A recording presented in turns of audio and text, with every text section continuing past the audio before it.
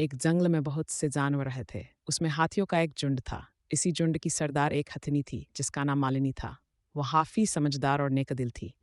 अपने झुंड के सभी छोटे बड़े सदस्यों का ध्यान रखती थी। झुंड जब भी खाने या पानी की तलाश में जाता, मालिनी सबसे आगे चलती थी।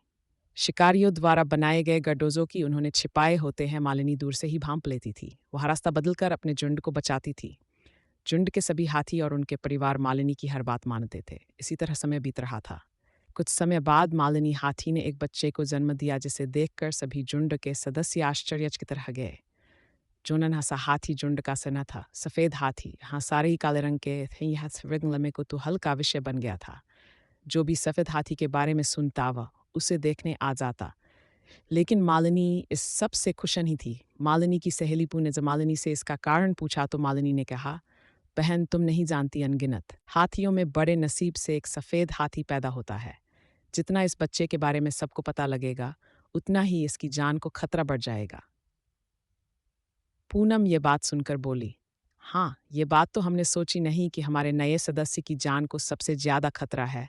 शिकारियों को अगर इसके बारे में पता लग गया तो वे इसे किसी भी कीमत पर उठाकर ले जाएंगे। मालिनी ने कहा, हाँ मैं इसी बात से चिंतित हूँ। पूनम ने कहा, बहन चिंता मत करो, तुमने हमारे पूरे झुंड की सालों से रक्षा की है। कई बार अपनी जान पर खेलकर भी तुमने मैं मुसीबत में पड़ने से बचाया है। अब झुंड की जिम्मेदारी है तुम्हारे बच्चे की रक्षा करने की। पूनम ने पूरे झुंड को एकत्रित किया और कहा, आज से हमारा पूरा झुंड मालिनी के बच्चे की रक्षा करेगा। उसको शिकारियों से बचाने के लिए हमें अपने प्राण भी देने पड़े तो भी हम पीछे नहीं हटेंगे। सभी ने सूंड उठाकर उसकी बात का समर्थन किया। अगले दिन से जब भी झुंड खाना लाने या पानी की तलाश में जाता, चार हाथी नन्हे सफेद हाथी की रक्षा के लिए रुक जाते थे और बाकी सदस्य उनका भी खाना और सूंड में पानी भरकर लाते थे। लेकिन धीरे धीरे ये बात शिकारियों को पता लग गई कि जंगल में एक सफेद हाथी ने जन्म लिया है। शिकारियों में सबसे प्रमुख था रॉबर्ट, जिसके पास आधुनिक हथियार थे।